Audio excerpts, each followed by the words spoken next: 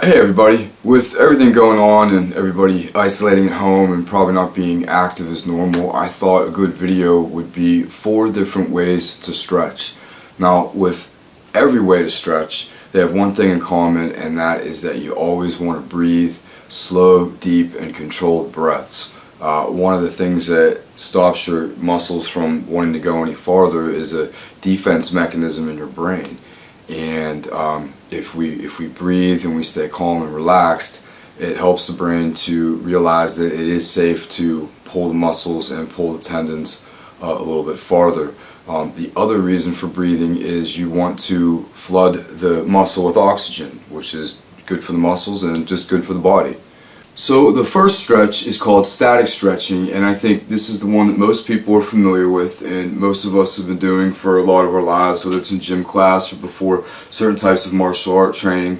And what people are finding out is that this isn't the best type of stretching to do before a workout. It's similar to being in a sauna or a hot tub. You actually become too loose and you become more likely to pull a muscle. Not only that, because the muscle is stretched out so much, your reaction time and your ability to move quick and use fast twitch muscle fibers is actually decreased. So the time to do static stretching is before bed and after a workout. Static stretching is just holding the stretch, breathing deep and holding the stretch, and after a little bit we'll stretch a little bit farther.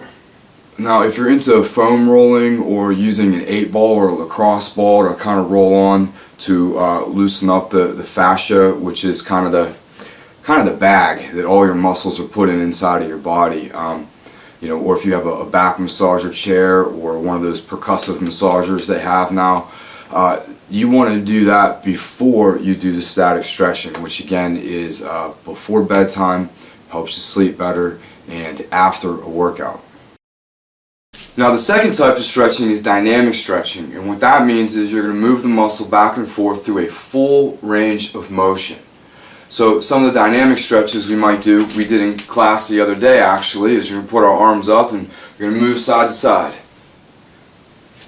You're going full range of motion, you're using control. Straight leg front kick, we might have done in different martial arts. This is a dynamic stretch. Same thing as going side to side. These are dynamic stretches. Now, we've heard before, I'm sure, that you don't want to bounce when you stretch. Now, what that means versus a dynamic stretch is, if I were to dynamically stretch my lower back, which is extremely tight, I'm going to do full range of motion and come up, down, and up.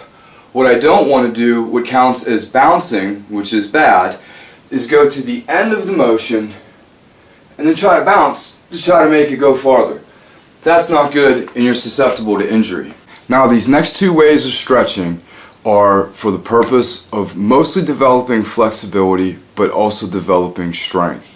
So it's important to remember when you do these stretches, you want to treat it the same way you would a workout at the gym. You don't want to do the same thing every day. You want to target different muscle groups and you want to let yourself heal. Now, the first out of these 2 ways of stretching is typically called PNF. That is short for proprioceptive neuromuscular facilitation, also known as isometric. And the way this works, I'm going to show you over here on the TRX bands, but this will work with any muscle group. I think you'll get the idea. So basically, I'm going to go down into my stretch, and I'm going to go as deep as I can, comfortably, and I'm going to relax for 5 seconds. Now what I'm going to do, you won't be able to see, but I'm going to take my feet and I'm going to drive them together through the floor. So basically, I'm going to isometrically engage my groin muscles and all my adductors. I'm going to flex and tense the muscles for 5 seconds.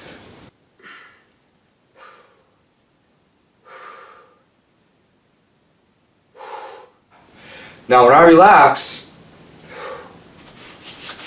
I can go farther. Definitely going little by little, but when you do it, you can tell that you're able to move farther, and little bits after a long time can really go a long ways. This concept works with all the muscle groups and whatever kind of stretches. You just need to find a way to isometrically engage the same muscle that you're stretching. So the last type of stretching is called reciprocal inhibition, and I like to do this right after the PNF stretching because it helps to develop flexibility through also building strength. It uses the idea that if you flex one muscle, the antagonistic muscle has to relax. So if I flex my bicep, my tricep has to relax. If I flex my tricep, which straightens the arm, my bicep has to relax. Try some more. Now I'm going to show you how to do this with your hamstrings. Normally, you would stretch your hamstring, which is the back of your leg, something like this. But instead, what we're going to do is we're going to use the antagonistic muscle group, and we're going to tense that muscle. I'm going to lay on my back, and I'm going to pull without my hands. I'm going to use my quads to pull my leg up, which stretches the hamstring. Oftentimes when martial artists have a hard time getting their kicks higher and higher, the issue doesn't even lie in the muscle that needs stretched out. The issue lies in a weakness in the antagonistic muscle group. So if I wanted to get my side kick higher, I don't just need to stretch my groin and my adductors, but I need to build up the outside of my legs, the strength to be able to pick my leg up that high. So the IT bands, the hips, the glute medius, these are all muscles that I need to strengthen to get that kick higher to help hold it up in the air. So I hope this was somewhat informative, and if nothing else, maybe some people got up and moved around a little bit. I hope everybody's doing okay, and I'm looking forward to seeing you in class, and hopefully that's soon. Take care.